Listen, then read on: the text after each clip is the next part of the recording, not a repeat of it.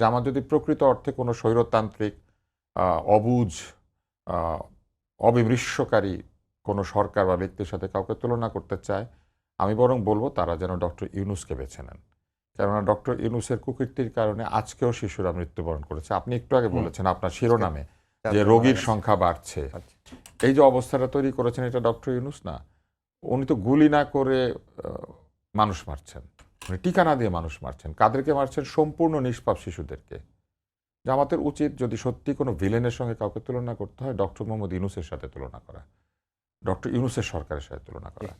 একেবারে ব্যর্থ। কারণ দেখেন, জামাতের হয়ে আমি বলি, এটা গ্রহণযোগ্য নির্বাচন উনি দিতে পারে নাই। জামাত এটাকে গ্রহণযোগ্য নির্বাচন মনে করে না, তারা কারচুপির অভিযোগ করেছে, তাই না? ইঞ্জিনিয়ারিং বলেছে। তারপরে জামাতকে উনি ক্ষমতায় নিবেন বলে মূলা ঝুলিয়ে জামাতকে নেন নাই। উনি লন্ডনে যখন গিয়েছিলেন তখন জামাত তেমন কিছু বলে নাই, কিন্তু এখন বলছে লন্ডনে উনি কেন গিয়েছিলেন, এটা একটা লন্ডন কনস্পিরেসির মতো তার একটা ধারণা দিচ্ছে যে ওখানে গিয়েই নাকি সব ঠিকঠাক হয়ে গিয়েছে।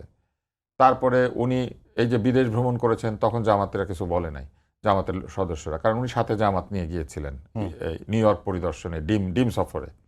সেখানে আপনি লক্ষ্য করবেন কিন্তু জামাত ইসলামের কেউ ডিম খায় নাই। ডিম খেয়েছে বিএনপির দিকে নিক্ষিপ্ত হয়েছিল, কিন্তু খেয়েছে এনসিপি।